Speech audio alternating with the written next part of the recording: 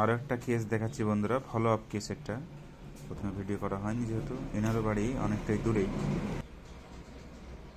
ফারাক্কা,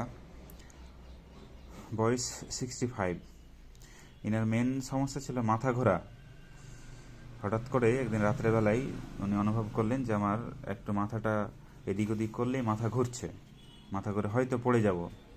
তাই তো ঠিক বলছি তো? এরকমই কিছু একটা অনুভব আপনার প্রথম যখন শুরু হয়।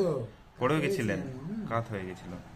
তো এরকম চলতে থাকে, এবং বিশেষ করে ডান দিক বাম দিক যেদিকেই করে সেদিকেই মাথা ঘুরতো। রাত্রেবেলায় ঘুমালেও এটা হতো।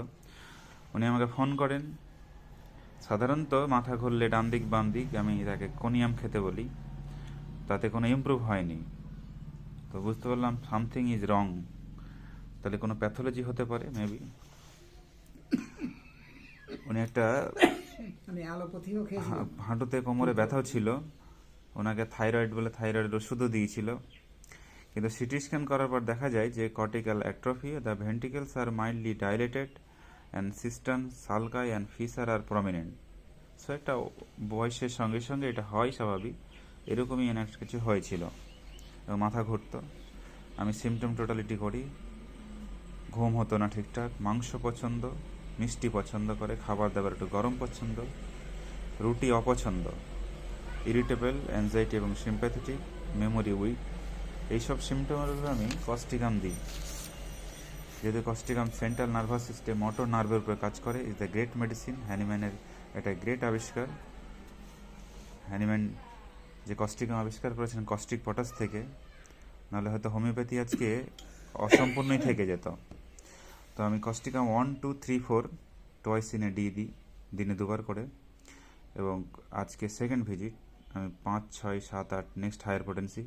এবং আমি শোনাবো অনেকটা ভালো আছেন, আর মাথা সেরকম ঘোরেনি, সেদিন থেকে অনেক ভালো আছেন। সো ইমপ্রুভমেন্ট, হোমিওপ্যাথিক সিঙ্গেল ওষুধে অনেক ইমপ্রুভমেন্ট। আমি রোগ সারিয়ে চলেছি, ভিডিওর মাধ্যমে দেখাচ্ছি, যা সাধারণ মানুষ যারা তাদেরকেও সচেতন করছি। এবং বিভিন্ন দিকে চারিদিকে এখন পলিফার্মাসি চলছে, 8টা 10টা করে মিশিয়ে মিশিয়ে ওষুধ দিচ্ছে। ওইভাবে রোগ সারবে না, অসুখও সারবে না। তো বলুন আপনি কেমন আছেন? আগে আমি খুব ভালো আছি। এখন আর সেরকম হচ্ছে না বললেন, কদিন থেকে এখন ভালো আছেন মোটামুটি আগের থেকে? ব্যথাগুলো যখন আমি শুয়ে আমি 1 মিনিট পরে আবার উঠে শুতে গেলে উঠার সময়ও একই কেস। কি ভালো আছেন এখন? আর এখন অসুবিধা হচ্ছে নাই? ঠিক ঠিক ভালো রেখেছি। তা আমার তো ওষুধ নেওয়ার ছিল তো। ঠিক, আরেকবার আমি দিয়ে দিচ্ছি যে না ফিরে আসে। খেতে হবে একবার, যেহেতু কর্টিক্যাল অ্যাট্রফি আছে। সো আমি অন সেকেন্ড বন্ধুরা, হোমিওপ্যাথি সাকসেস এবং হোমিওপ্যাথির যে আসল নীতি সেটা আমি দেখালাম। Treat the patient, not the disease, এবং রোগ সারবেই। যারা হোমিওপ্যাথির প্রতি আস্থা কম, বিশ্বাস কম, তাদের উদ্দেশ্যে আবার বলছি, হোমিওপ্যাথির কোনো সাইড এফেক্ট নেই।